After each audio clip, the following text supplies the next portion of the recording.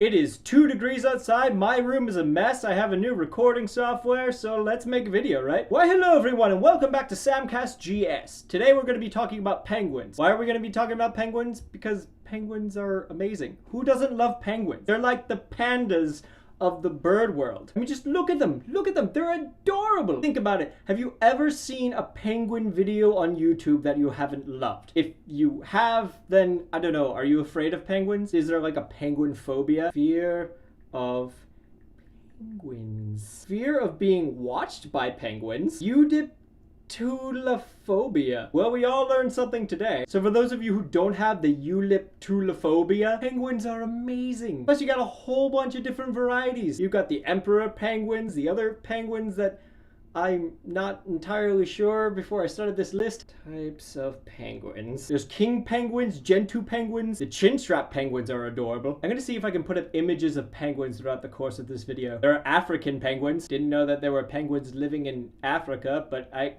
we didn't know that before, and now we do. Unless you're like a penguin ologist or an ornithologist, that would probably be your title. You worked hard for that title. I don't want to insult you by calling you a penguinologist. Unless your specialty is penguins, in which case you might want to be called a penguinologist. I don't know what your preferences are. If you're an ornithologist who specializes in penguins, please let me know if it's okay for me to call you penguinologist. Why is this important? It isn't. Emperor penguins are freaking huge. Have you ever seen an emperor penguin? They're like taller than me. Probably not. Emperor penguin height. I really like at the Indianapolis Zoo, they have a penguin area that has penguins here and penguins here. And you have like a walkway between the two enclosures, but there's water going underneath the walkway. So the penguins will swim back and forth and you can watch them swim. You know, when you think about what zoos really are, it's kind of creepy. These animals live their lives being looked at by people, just kind of watched. In the human world, we call that stalking, and that just doesn't seem cool. But with zoos, it's okay for us to just kind of watch them live their lives. I'm gonna like sit up a little bit. I need to adjust.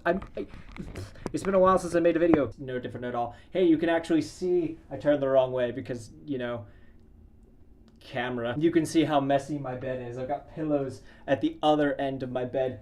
Tess was curled up in the corner of my bed over there for a while. I'm not sure where she went. Did she go in my closet again? Give me just a moment. Tess, are you in my closet? Oh, there you are. There she goes. Hi, Tess. I'm dressed like this because it's so cold outside. I initially planned to not expose myself to the extreme conditions today, but then I realized that I needed to go pick up a prescription and then go to CVS and then meet with my father for lunch. And now I'm here and everything's fine. I'm gonna drink some tea because my mouth is drying out and it makes it very difficult to enunciate. What more can be said about penguins while Tess just stares blankly into a pillow? What are you even doing? She'll do that sometimes. She'll just kind of stare at an object, but like from this far away. She's just sitting there, I think, contemplating quantum physics or something. Now she's cleaning herself. Have some decency. Another difference between animals and humans, they can bathe in public and it's not that big a deal. They're also naked all the time unless you put clothes on them, which we did have to do with you, Tess, when you had a condition and we had to keep you from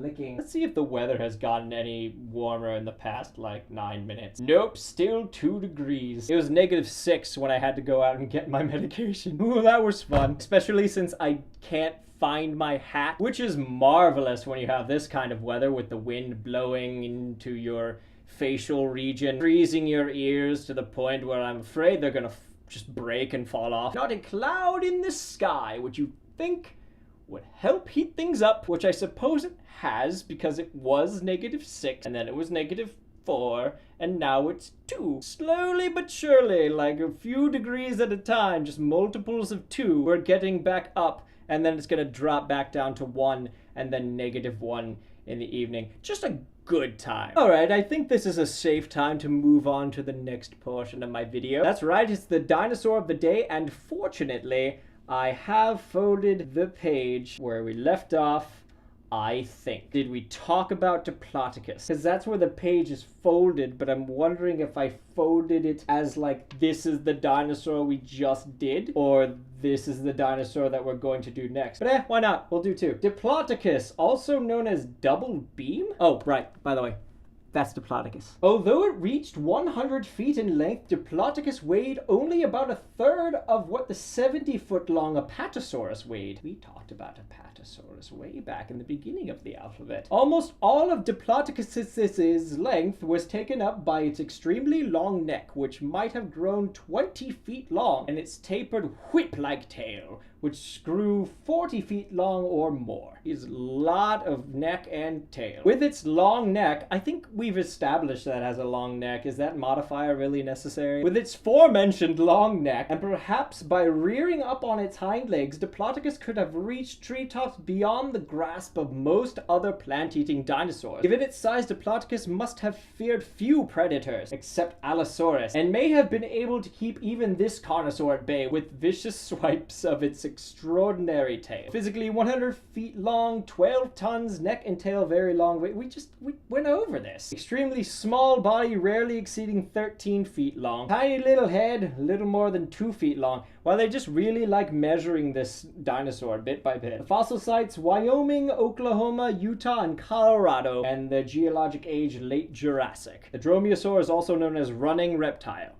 It likes to run. It's quite the athlete. Although smaller than its fierce relative Deinonychus, Dromaeosaurs had many of the same characteristics: speed, agility, specialized curved claws in the second toe of each foot, a large brain, and possibly warm-bloodedness. We know that, yeah, this book's kind of old. But Dromaeosaurs, shown here eating a young hadrosaur. Oh, that's him eating the hadrosaur. Dromaeosaurs also shared some attributes with giant carnosaurs, including a large skull and unusually large teeth. Whether Dromaeosaurs hunted different prey than its larger cousin?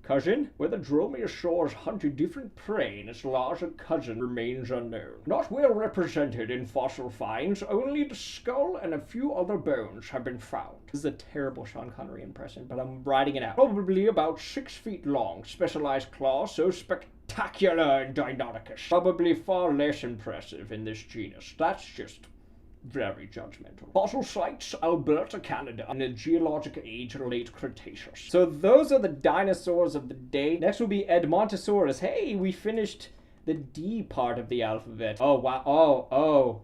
Oh goodness. Oh, he is not having a good day. This is the dinosaur we're going to be talking about. So thanks for tuning in. If you'd like to subscribe, you're more than welcome to. I'll have a link to my channel in the description. Also, make sure to hit the bell icon so that you can see when I put out another video. Also, a quick shout out to my entire class at IUPUI, both for subscribing and convincing me to start making videos again. Oh, by the way, for those of you who don't know, you're now subscribbles. Have fun with that knowledge. So once again, thanks for tuning in. Goodbye. The only thing I have with the Sean Connery accent is the sh for S's. You ever think about the fact that they have to be very careful about him saying the word sit in scripts? Just food for thought.